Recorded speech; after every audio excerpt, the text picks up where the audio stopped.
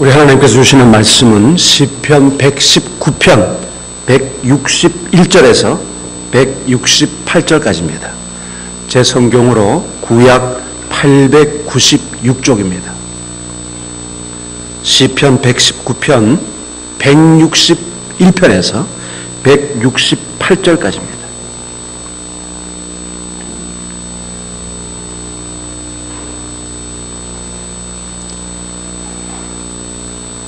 고관들이 거짓으로 나를 핍박하오나 나의 마음은 주의 말씀만 경외하나이다.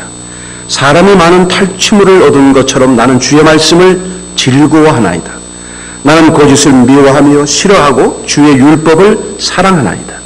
주의 의로운 규례들로 말미암아 내가 하루 7번씩 주를 찬양하나이다. 주의 법을 사랑하는 자에게는 큰 평안이 있으니 그들에게 장애물이 없으리이다. 여호와여, 내가 주의 구원을 바라며 주의 계명들을 행하였나이다. 내 영혼이 주의 증거들을 지켜 싸우며 내가 이를 지극히 사랑하나이다. 내가 주의 법도들과 증거들을 지켜 싸우니 나의 모든 행위가 주 앞에 있음이니이다. 아멘. 이 성경에 대한 7가지 경이로움이라고 하는 게 있습니다. 첫 번째는 성경 형성에 대한 경이로라고 그래요. 1600년 동안 40명이 넘는 저자들이 다양한 나라에서 각자의 의미로 쓴 책이라고 하는 이 성경이 어떻게 이렇게 형성될 수, 한 권의 책으로 형성될 수 있는가? 이게 대단히 경이롭다는 것이죠. 두 번째는 통일성의 경이로움입니다. 66권의 책이 한 사람 예수 그리스도에게 집중하고 구원이라고 하는 한 주제를 계속해서 반복해서 말한다고 하는 것. 창세기부터 요한계시록까지 일관되게 하나의 주제, 하나의 인물을 강조했다는 것이 참 특이합니다. 세 번째는 기록 연대의 경이로움입니다. 이 성경은 모든 책들 가운데 가장 오래된 책 가운데 하나입니다. 그리고 네 번째 경이로움은 판매량의 경입니다. 전 세계에서 책이 판매된 이후에 성경만큼 많이 판매된 책은 없습니다. 도서공을 막론하고 지금까지 어떤 책보다도 베스트셀러의 위치를 차지하고 있습니다. 다섯 번째는 독자층의 경이로움입니다. 한정된 대상이 보는 책이 아니라는 것이죠. 전 세계 남녀노소 및 계급과 상관없이 모든 사람들에 의해서 읽혀지는 유일한 책이 성경이다라고 하는 것이죠. 여섯 번째는 문학적인 가치로서의 경이로움입니다. 교육을 받지 못한 사람들에 의해서 이 책이 쓰여졌는데 지금도 문학적인 견지에서 볼 때 가장 훌륭한 책이다. 마지막 7번째는 지속성의 경이로움입니다. 이 책만큼 많은 비판을 받는 책이 없습니다. 하나님의 말씀이 아니라는 데 대한 계속된 비판과 반정에도 불구하고 여전히 인류가 가장 사랑하는 책 가운데 하나입니다. 요즘 페이스북에 어떤 동성애자가 성경의 동성애를 비판하는 기자들이 너무 많다고 성경책을 출판하지 못하게 해달라는 법에 청원을 냈다는 기사가 있습니다. 그만큼 비판받았지만 여전히 우리 가운데서 가장 우리 가까이 있는 책이기도 합니다. 7가지의 경이로움이 있음에도 불구하고 제가 덧붙이는 또 하나의 경이로움은 말씀을 통해서 변화받는 사람의 숫자가 그리 많지 않다는 사실입니다. 베스트셀러임에도 불구하고 수많은 사람들이 이 책을 가까이 함에도 불구하고 변화된 그 경이로운 삶을 우리에게 보여주는 일들은 드물다는 겁니다. 오늘 말씀 중심이 되는 삶에 대해서 함께 나누려고 합니다. 이 시편 119편의 기자는 우리에게 말씀하는 것이 뭔가? 말씀이 그냥 존재함으로써 우리에게 경이로운 것이 아니라 말씀이 우리 삶에 차고 들어와서 우리의 삶이 경이로움을 드러낼 때 이 말씀이 하나님의 말씀인 것을 드러내게 되고 하나님의 말씀이 살아있음을 우리에게 증명해 준다고 통보해 주고 있습니다. 우리 같이 한번 161절 말씀을 함께 보겠습니다. 161절입니다. 같이 읽습니다. 방백들이 무고히 나를 핍박하오나 왜 전반부를 안 읽죠? 다르나요?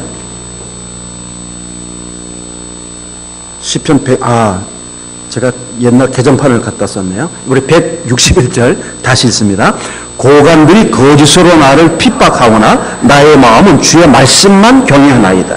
여러분, 이게 고관들이라는 말은 뭐냐면 재판을 하고 또 제사라고 하는 이 성직을 수행하고 있는 이스라엘의 귀족이나 아니면 지배계층을 말하는 말입니다.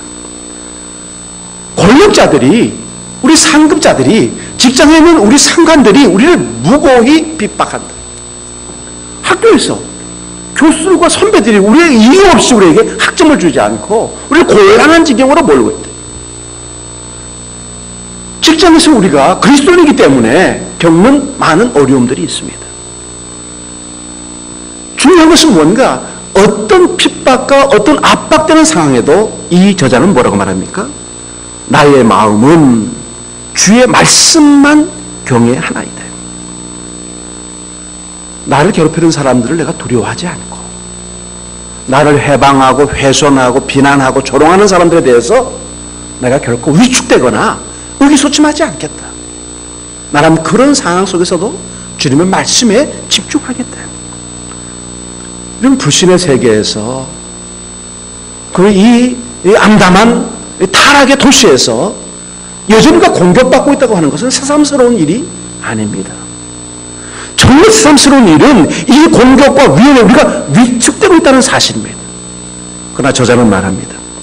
신앙을 포기하든지 아니면 끝까지 믿음을 지키든지 우리는 두 가지 중에서 한 가지를 선택하는데 나는 여전히 주의 말씀만 경외하겠다는 것입니다. 내게 가장 중요한 원칙은 무엇인가? 삶의 공세에 대한 위축이 아니라 그 위축으로부터 벗어나는 하나님의 말씀에 대한 진실성, 주님을 높여드리는 삶을 내 삶의 가장 우선순위로 삼겠다. 이게 고백입니다. 그리고 이어서 162절은 똑같습니다. 여러분, 우리 162절 말씀을 같이 봅니다. 사람이 많은 탈취물을 얻은 것처럼 나는 주의 말씀을 즐거워하나이다. 여러분, 여기 바른 번역은요, 사람이 많은 탈취물을 얻은 것처럼 이라고 되어 있는데, 이건 뭐냐면 한 파묻혀 있는 보물상자를 내가 발견한 사람처럼. 상상을 해보세요. 우울한 표정 짓지 마세요. 복권 100억짜리가 지금 우리가 발견된 거예요. 흥분이 안 돼요? 아, 돈에 관심이 없습니까? 오직 주님만? 여러분, 한 파묻혀 있는 보물상자를 발견한 그 심정. 이게 뭐야? 왜 이런 감격이? 나는 주님의 말씀을 대할 때에 보물상자를 발견한 것처럼, 복권에 당첨된 것처럼, 로또에 당첨된 것처럼, 아니 이건 무슨 횡재인가? 이런 감격과 감동이 우리 속에 있다는 것이죠. 결국 인생의 많은 것들을 소유함으로 인해서 내 마음이 즐거워하는 것이 아니고 주님의 말씀이 내 안에 살아서 역사하고 움직이기 때문에 나는 즐거워할 수밖에 없다는 겁니다. 여러분, 철로역정 들으면서 저는 고등학교 때 한번 읽고요. 이번 우리 철로역정 이 사경에 하면서 한 번 더 완독을 했어요. 근데 그 해석자의 방에 7방을 얘기할 때 말이죠. 그 첫 번째 방 얘기를 했을 때 사실 뜨끔했습니다. 해석자가 크리스찬을 방 7개를 보여주는 첫 번째 방이 뭐였어요? 진정한 목자와 진정한 성도 이렇게 하는데요. 이거 진정한 목자 설명을 하는데 이거 참 마음에 부담이 되더라고요. 내가 정말 진정한 목자인가? 하나님이 기뻐하시는 성도들 바르게 잘 이끌고 있는 말씀을 잘 먹이는 천국에 다다랐을 때까지 영적인 능력과 믿음의 지조를 가지고 나갈 수 있는 이런 훈련을 시키고 있는가라고 하는 자책이 들더라고요.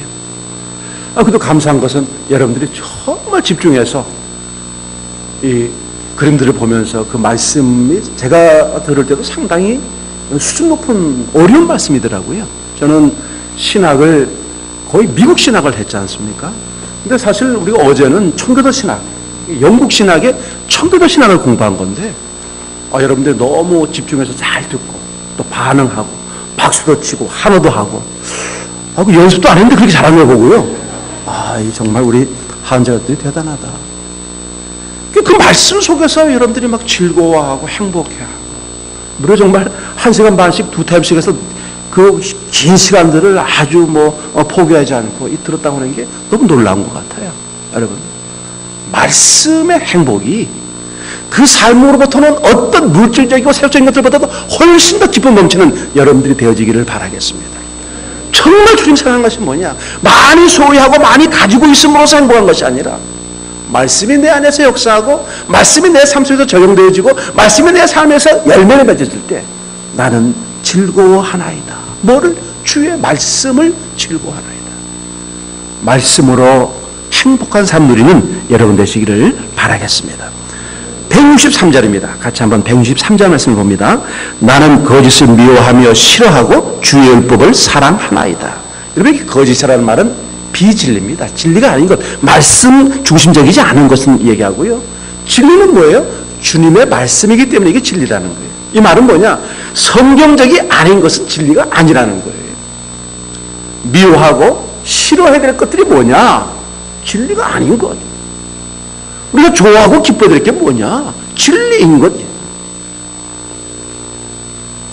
옛날 제가 목회할 때 어느 대학 교수 집사님이요, 굉장히 온유하시고 겸손하신 분입니다. 그런데 예배 중간에요 걸어 나가셨대요. 누가 그 얘기를 하더라고요. 저 교수 집사님이 걸어 나갔다. 그래서 내가 농담을 잘하니까, 집사님, 내가 마음이 약하니까 내가 설교할 때는 중간에 나가지 말라고, 내가 그러면 기절해가지고 심장 쇼크 와서 쓰러진다 그랬더니 막 웃으면서, 목사님 죄송합니다. 근데 사실 제가 앉아 들을 수가 없었어요. 왜? 목사님이 설교를 하는데 완전 성경하고 성경에도 없는 얘기를 해야 되는데 견딜 수가 없더라는 거예요, 자기가. 그래서 자기가 벌떡 일어나가지고 나갔다는 거예요. 제가 얘기를 했어요. 혹시 내가 그렇게 하면 걸어서 나가지 말고 기어 나가라. 서서 나가면 내가 놀란다. 근데 여러분, 저는요, 그분의 행동에 대해서 저는 옳다고 생각합니다. 아니, 정말 분통이 터지는 게 뭐냐면, 강단에 사람을 세우는데 말 같지도 않은 말을 해대고 성경에도 없는 말을 해대고 성경에 위반되는 말을 하는데도 아멘하고 앉아있는 거예요. 정말 찾아가서요, 너 왜 아멘하니? 그렇게 물어보고 싶어요. 아니, 진리와 진리가 아닌 것, 말씀과 말씀이 아닌 것을 왜 분별력이 없냐 그 말이죠. 아니, 악하고 이단적인 설교는 잘 들어요. 근데 진리의 말씀이 길다고 못 견뎌하는 거예요. 이게 도대체 무슨 노릇입니까? 말 같지도 않은 말을 재밌게 한다고는 2시간씩 앉아 들으면서 하나님 말씀을 강의하는 데 대해서는 지루하고 힘들한다고 한다면, 오늘 이 우리 크리스찬들의 악함이라고 하는 게 우리 속에 뼛속 깊이 들어와 있지 않냐 하는 생각이 드는 거예요. 주관적인 간증들, 미신적인 체험들, 말씀을 듣고 순종하는 진리에 침착하는 훈련이 필요한 것인데, 성경적이 아닌 것에 대해서는 우리가 좀 냉담한 표정을 지어야 되지 않겠냐? 이게 우리 훈련받은 제자들의 모습이 아닙니다. 오늘 여러분, 성도가 거룩한 삶을 살고 하나님을 기쁘시게 하는 삶을 살려고 하면 그 진리와 진리가 아닌 것에 대한 분명한 태도가 필요합니다. 오늘 내가 미워해야 될 거짓이 뭔가? 여러분, 우리 저희됨은 명확하게 우리는 개혁주의 신앙을 주장합니다. 개혁주의가 아닌 것은 우리가 주장하는 것이 아니다라고 얘기합니다. 우리는 성경 중심적이고 선교 지향적인 예배 공동체를 지향합니다. 이 우리의 논조와 맞지 않는다고 한다면 그것은 우리 가족이 아니다, 우리 지체가 아니다, 우리 동역자가 아니다라고 우리는 인정할 수 있는 거죠. 여러분, 화란 장로교회 장로들, 또 제가 방문했던 스코틀랜드 장로교회 장로님들 보고 제가 감동받은 게 뭔가 하면, 예배할 때 자신들의 신앙에 동일하지 않는, 다시 말하면 하나님의 말씀에 부합되지 않는 일에 대해서 성찬 참여하지 말라는 거예요. 그걸 장로님들이 신방을 하시면서요, 당신 요즘 신앙생활에 예배도 너무 잘 빠지고 신앙 태도도 불량하고 순종의 삶도 없고 어떻게 이렇게 해서 성찬에 참여하냐? 성찬 쉬시오. 제가 크리스찬 포커스 프레스라고 하는 큰 출판사 장로님 댁에 갔는데 그 목사 세 사람이 갔는데 장로님이요 딱 앉자마자 그러더라고요. 같이 기도합시다. 근데 제가 감동받은 게 한국의 장로님들이 과연 목사들 앞에 놓고 기도합시다 그럴까? 그만큼 자신들이 충만해 있고 말씀에 집중되어 있고 진리 안에 서 있다라고 하는 확신을 가지고 있는 것이죠. 여러분 오늘 우리 말씀 속에 내가 거짓을 미워합니다. 내가 거짓을 싫어합니다. 내가 정말 사랑하는 것은 진리, 주님의 법입니다. 여러분 주님의 법을 사랑하는 여러분 되시기를 바라겠습니다. 164절의 그 이야기를 이제 마지막 부분으로 다가갑니다. 여러분 164절 말씀을 우리 같이 읽습니다. 주의 의로운 규례들로 말미암아 내가 하루 7번씩 주를 찬양하나이다. 이게 하루에 7번씩이라는 말은요 딱 7번 한다는 이야기가 아닙니다. 너무 좋아서 끊임없이 노래하고 찬양한다는 거예요. 계속 되풀이한다는 것이죠. 너무 좋다는 거예요. 그러니까 매일매일의 삶 속에서 시간마다도 너무 길어. 그러니까 순간순간마다 주님을 노래하고 찬양한다. 그 주님의 임재를 느끼고 사는 걸 말하는 것이죠. 말씀을 들을 때마다 감탄하는 거예요. 나에게 주는 말씀이구나. 내 말씀이구나. 나를 위해서 준비한 말씀이구나. 나를 단련시키는 말씀, 나를 위로하고 격려하는 말씀, 내 삶의 목표를 제시하는 말씀이구나. 그냥 말씀이 위로가 되는 거예요. 말씀이 힘이 되고 격려가 되는 거예요. 요즘에는 말씀에 감동이 없는 무슨 찬양 운동이라든가 요즘 또 무슨 어떤 선교단체에서 뭐 집회한다고 애들 갖다 놓고 생쇼를 한가 봐요. 그래서 뭐 인터넷에서 난리가 났어요. 뭐 무슨 운동이라나 뭐 EDM이라든가 뭔가 하여튼 뭐 완전히 그 카바레에서 추는 무슨 뭐 춤추는 이런 뭐 스타일로 한가 봐요. 그런데 이게 또 뭐 찬양이라고 그러네요. 그래서 논쟁이 벌어진 거예요. 어떤 사람들 감정을 터치하고 감정에 집중을 하고 감정을 격화시키는 것은 진정한 신앙운동이 아닙니다. 여기 시편 저자는 뭐라 그랬어요? 내가 주의 의로운 규례들로 말미암아 주님의 말씀으로 말미암아서 사실 여기 규례라는 말은 히브리 원문은 심판으로 되어 있습니다. 주님이 내 삶에 대한 모든 확정되어지는 이 결과물에 대해서 나는 찬양하지 않을 수 없고 노래하지 않을 수 없습니다라는 감동력이 있는 거예요. 여러분 우리들의 삶 속에서요 하나님의 말씀이 우리의 삶에서 가장 중요하다고 여겨지면 그럼 그 사실 때문에 노래하지 않을 수가 없다는 것이죠. 진심으로 찬양할 수 있는 삶을 내가 가지고 있는 거예요. 내 삶의 하루 속에서 주님을 노래할 수 있는 일들을 내가 만들어내고 있는 거예요. 내 삶의 목적, 내 삶의 동기, 내 삶의 과정들 속에서 나는 주님을 노래할 수밖에 없다. 아프고 힘들어. 그것조차도 내가 주님을 노래할 수밖에 없는 이유라고 한다면 그야말로 오늘 이 시편 기자의 마음을 우리가 갖고 있다고 생각을 합니다. 삶에서 찬양할 수 있는 이유는 하나님에 대한 신뢰입니다. 하나님에 대한 신뢰가 있으면 찬양할 수 있지만 하나님에 대한 신뢰가 흔들리면 찬양할 이유가 없고요. 원망과 불평밖에 없을 거예요. 여러분 하루 종일 끊임없이 찬양할 수 있는 열정과 사랑을 갖는 여러분 되기를 바라겠습니다. 그래서요 이 시편 161편부터 보니까 참 놀라운 게 이렇게 됐어요. 161편의 끝에 보니까 주의 말씀만 경외하나이다 높여드린다는 거죠. 그 다음에 162편 마지막 절 주의 말씀을 즐거워하나이다 라고 되어 있어요. 그 다음에 163편 3절 보니까 율법을 사랑하나이다 라고 되어 있어요. 164절 보니까 주를 찬양하나이다. 말씀이라고 하는 지성적 사실 때문에 감성적 감동이 끊임없이 나타난다는 거예요. 즐겁고 사랑하고 찬양하고 기뻐하고 즐거워한다는 거예요. 뭐가? 말씀이 있기 때문에. 말씀 보고 말씀 잘한다고 하면서 맨날 심각하고 말이죠. 율법주의자처럼 말이죠. 막 이렇게 지적이나 하고 막 지적질이나 하고 따지긴 하고 말이죠. 원문이 어떤 셨든 이런 게 아니고 그 말씀이 내 안에서 막 살아 움직이고 말씀의 삶에 적용하고 하나님의 역사가 나타나고 손길이 나타나고 임재가 나타나니까 할 수 있는 게 뭐냐? 주님을 경외하게 되고 즐거워하게 되고 사랑하게 되고 찬양할 수밖에 없다는 거예요. 약간의 흥분 상태. 주님 놀랍습니다. 여러분 이런 삶이 저와 여러분 속에 있어지기를 바라겠습니다. 그래서 165절 말씀에 삶의 결과물을 보는 거죠. 165절 말씀 봅니다. 주의 법을 사랑하는 자에게는 큰 평안이 있으니 그들에게 장애물이 없으리이다. 아멘. 여러분 하나님의 백성들에게 큰 의미를 주는 구절이고요. 정말 사랑받는 구절입니다.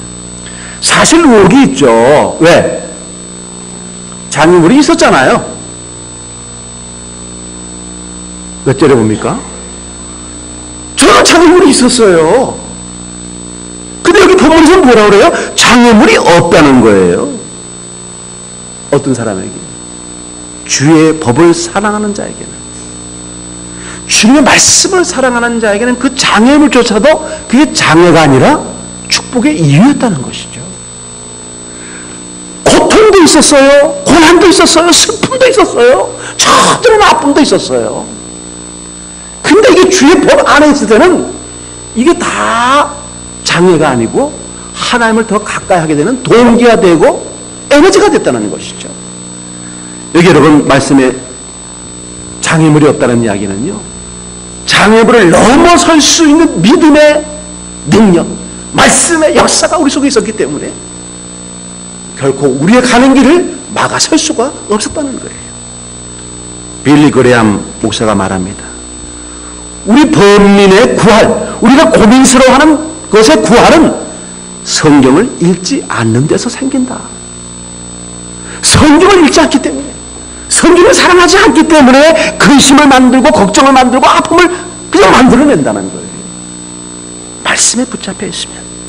여러분 장애물이 없으리로다라는 말씀은 킹 제임스 버전에는요. 아무도 그들을 괴롭히지 못하리라고 돼 있어요. 그러니까 문자 그대로 말하면 그들에게는 거치는 돌이 없을 것이다. 주의 말씀을 사랑하는 사람에게는 거치는 것이 없다는 거예요. 거치는 것이 있죠. 그런데 그것을 능가하는 하나님의 임재와 능력이 우리 속에 있다는 것이죠. 어떤 장애물도 우리를 결코 넘어뜨리지 못할 것이라는 얘기예요. 주의 말씀을 사랑하고 그 말씀대로 살아가는 사람들에게는 큰 평안을 주십니다. 왜? 주님을 바라만 보고 있으니까. 세속적이거나 물질적인 풍요와 행복을 추구한다면 결코 완전한 이 주님의 평안을 맛볼 수 없을 거예요. 이런 사람들, 세속적인 행복을 추구하는 사람들에게는 하나님의 말씀이 기쁨이 될 수가 없겠죠. 주님께서 말씀으로 장애물을 극복할 힘을 주시고 구원을 베푸시기 때문에 진정한 평안을 맛볼 수가 있는 겁니다. 여러분, 세상이 주는 것 같지 않는 큰 평안을 소유하는 여러분들이 되시기를 바라겠습니다. 어떤 장애도 여러분을 넘겨뜨릴 수 없는 완벽한 말씀의 은혜가 오늘 우리의 삶 가운데 날마다 나타나게 되기를 바라겠습니다. 자, 이제 166절, 167절 말씀, 우리 두 절 말씀을 같이 읽습니다. 166절, 167절입니다. 여호와여, 내가 주의 구원을 바라며 주의 계명들을 행하였나이다. 내 영혼이 주의 증거들을 지켜 싸우며 내가 이를 지극히 사랑하나이다. 여기 166절에 내가 바라며 라는 말은 뭐냐면 내가 경건한 삶을 추구하고 있습니다. 근데 주님 바라볼 때에 이 내가 바라는 이 경건한 삶의 공식이 뭐냐? 신뢰와 순종이라는 거. 내가 바라며 라는 말은 나는 주님을 의지합니다. 철저하게 신뢰하고 믿습니다. 내 삶을 의탁합니다. 그 삶을 하나님을 믿고 의탁하기 때문에 내가 할 수 있는 내 행동은 뭐냐? 나는 순종할 수밖에 없습니다. 순종이 없는 믿음은 믿음이 아닙니다. 왜? 하나님을 신뢰하지 않으니까요. 내가 바라며라는 이 믿음의 공식의 두 가지는 전제가 뭐냐? 신뢰. 그 신뢰를 증명하는 것이 뭐냐? 바로 순종이라는 거예요. 여러분, 우리 철로역종 크리스찬이 구원의 확증을 갖게 되니까 열정을 갖게 되고 그 다음에 뭐로 바뀐다 그랬죠? 선교적 열망으로 바뀐다. 전도하지 않는 것은 실제로 그리스도에 대한 열정, 믿음의 감동이 없는 것이다. 구원받지 못한 것이다라고 단정 지을 만큼. 그래도 우리가 그 말씀 속에서 은혜를 입었었어요. 자, 그렇다면 순종이 없는 삶, 감동 없는 삶은 지금 진짜 믿음이 아니다. 그건 일시적 믿음, 그냥 풀밭에 떨어진 씨에 불과한 믿음이 아닙니다. 진짜 믿음은 뭐냐? 지극히 사랑한다고 하면 그 계명을 지킬 수밖에 없다는 것이죠. 말씀을 실천하고 그 말씀 앞에서 어떤 고난과 압박을 이겨나갔다는 저자의 고백을 나눌 때 우리는 무엇이 필요하냐? 절대 신뢰, 절대 순종이라는 이 두 테마가 우리의 신앙의 특징이 되어야 된다는 것을 말해주는 것이죠. 그리고 168절에 이어서 하는 말이에요.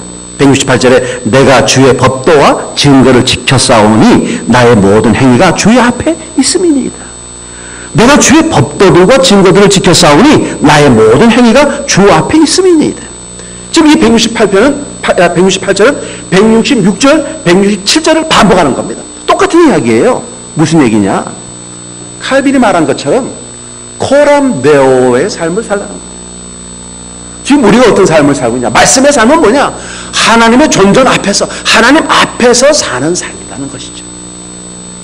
말씀의 삶. 그래서 나의 모든 행위가 주 앞에 있음이니다라고 뭘 하는 거예요. 여러분 168절 하반절에 나의 모든 행위가 주 앞에 있음이니다라고 말씀했을 때 그게 뭡니까? 현대인 성경에서 이걸 이렇게 써놨더라고요. 주는 내가 행하는 것을 다 보고 계십니다. 주님은 내가 행하는 모든 것을 다 보고 계십니다. 여러분 이렇게 되면요 우리 삶의 방식이 달라집니다. 우리가 무슨 말을 하든지 주님이 다 짓고, 우리 말씀도 나와 있죠? 짓고 된다는 거예요. 내가 무슨 말을 하든지 사람에 대한 어떤 말을 하든지 다 짓고 되고 있다는 거예요. 요즘 21세기 과학이 이걸 연구한다고 그래요. 인간이 가지고 나누었던 모든 말들을 기록하는 기능.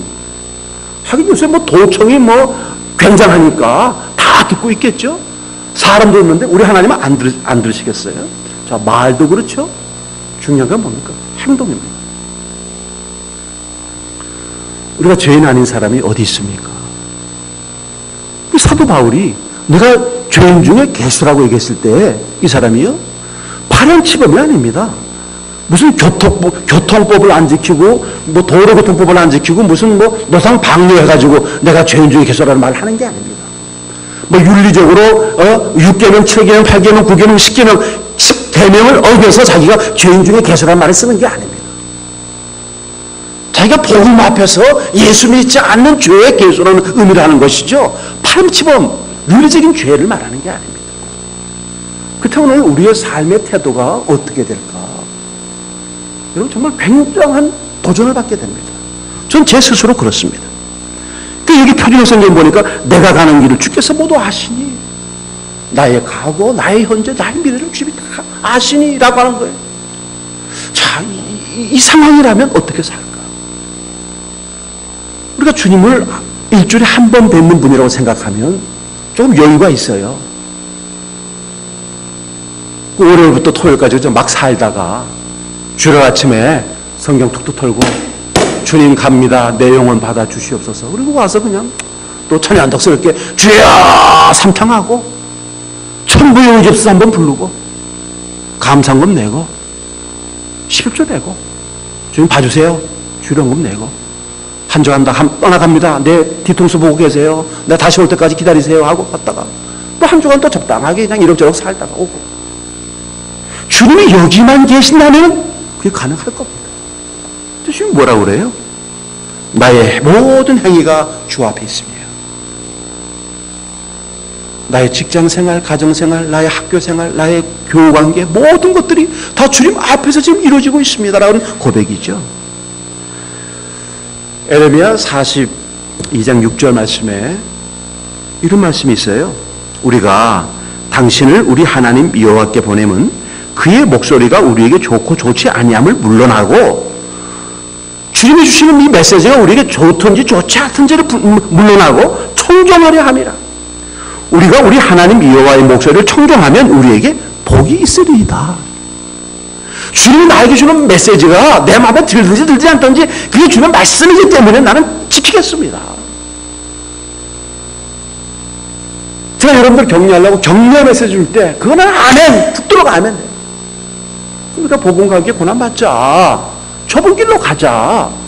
우리 모든 애들 다 통틀어서 만인을 그리스도로 삼는 이 일에 우리 투자하자. 우리가 못 먹고 못 입고 불편해도 캠퍼스 운동에 우리 한자가 전부 좀 집중을 하자라고 하면 그건 좀 불편한데. 그래서 옛날 말이죠. 아주 옛날 옛적에 어떤 집사가 저한테 10개 항목으로 썼어요. 우리는 헌금 내고 왜 한 번도 못 씁니까? 우리는 왜 야외 가는데 우리가 돈 내서 갑니까? 우리는 왜 저기 애찬하는데 왜 우리가 반찬 갖고 와, 쌀 갖고 와서 봉사해야 됩니까? 그러니까 10개 쓴 거예요. 그나가요, 야, 진짜 이렇게 믿음이 훌륭한 사람도 있구나. 자기가 원가 투자했으니까 원가 다 받아서 누리겠다는 이런 사람도 있구나. 여러분, 오늘 주님 앞에 있다고 우리가 생각을 하게 되면요. 우리 영적 생활의 활력은 말씀의 생활과 비례하게 되어 있습니다. 말씀을 얼마나 사랑하고 즐거워하고 가까이 하느냐에 따라서 우리의 영적인 삶도 얼마나 풍요하냐 아니면 빈곤하냐와 비례된다는 것이죠. 영국의 위대한 기도원이었던 조지 물러가 말이죠. 이렇게 말을 했어요. 나는 처음 3년간 하나님의 말씀을 무시했다. 그러나 말씀을 열심히 공부하기 시작한 후부터 축복은 놀라웠다. 매일같이 계속해서 열심히 성경을 볼 때 나는 큰 축복을 받았다. 성경에 몰두하는 시간이 적을 때는 그날을 잃어버린 것 같았다. 나이 80이 돼서 선교운동을 조지 물러가 전 세계를 돌아다녔습니다. 그 에너지가 있냐? 나는 말씀으로부터 내 삶의 모든 에너지가 나왔다고 얘기하는 거예요. 말씀 맺겠습니다. 시편 119편 161절에서 168절까지 우리에게 주는 메시지의 핵심은 첫 번째 이겁니다. 말씀으로 살아나고 말씀으로 삶을 즐거워하게 만들자. 인생의 어떤 것으로 내 삶을 즐거워하게 하는 것이 아니라 말씀으로. 시편 기자가 153절에서 고난을 당하고 오라고 하고요. 154절에서 포위를 당하고 오라고 쓰고요. 157절에서 원수들에게 핍박을 당하라고 썼어요. 그래 결론 그 하반절이 뭐냐? 여호와의 말씀으로 소송케 됐다라고 했습니다. 회복했다는 말이죠. 내가 말씀으로 회복이 되어지고 말씀으로 살아나고 말씀으로 일으켜지는 역사가 있다는 거예요. 말씀으로 살아나는 역사를 여러분 매일 경험하는 여러분들 꼭 되시기를 바라겠어요.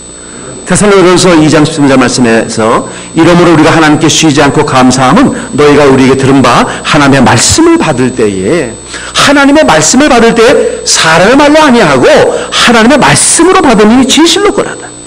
이 말씀이 딴 너희 믿는 자 속에서 역사하느니라. 오늘 강단의 메시지가 윤태의 목사의 말이 아니고 하나님의 말씀으로 들어서 여러분의 삶 속에 역사가 일어나게 되기를 바라겠습니다. 두 번째는요, 165절 말씀이죠. 오늘 세상에 이 삶의 전쟁을 살고 있는데 말씀 붙잡고 굴복하지 말자는 거예요. 인생에 너무 타협하고 적응하지 말라는 거예요. 말씀에 적응하고 말씀을 붙잡으라는 것이죠. 여러분 토마스 왓슨이 말했어요. 성경은 성령의 도서관이다. 그것은 하나님에 관한 지식의 총론서로서 종교에 관한 세밀한 규범과 강령을 담고 있다. 또 그것은 그 안에 크레데난다라는 즉 우리가 믿어야 할 것들과 아젠다라고 하는 우리가 실천해야 할 것들을 여기 담아주고 있다는 것입니다. 우리가 믿어야 할 것과 우리가 어떻게 살아야 할 것인가를 성경은 우리에게 담고 있다. 세상이 우리를 무겁게 짓누르고 최대 공포와 불안을 만들어낸다고 해도 말씀 속에서 은혜를 누리고 말씀 속에서 평안하고 말씀 속에서 우리가 힘을 얻는다고 하면 결코 인생은 우리의 장벽이 아니라는 사실입니다. 여러분 이런 평안은 말씀 훈련을 받은 사람만 가능합니다. 여러분 골방 말씀을 통한 큐티, 말씀을 함께 나누는 우리 한제의 소그룹, 그리고 예배의 메시지, 이 모든 것들이 우리 속에 말씀의 훈련을 주는 가장 좋은 방법일 겁니다. 말씀 훈련을 받으시고요. 말씀 앞으로 나오시고요. 말씀과 함께 하시는 여러분 꼭 되시기를 바라겠습니다. 오늘 청교도 목사 존 플라벨은 이렇게 말합니다. 성경은 우리에게 가장 나은 삶의 방식이 무엇이고 가장 고상한 경험이 무엇이고 가장 편안하게 죽는 방법이 무엇인지 가르쳐준다. 말씀이 중심되는 말씀의 역사가 나타나는 저와 여러분 그리고 우리 공동체가 되어지기를 주님의 이름으로 바라겠습니다.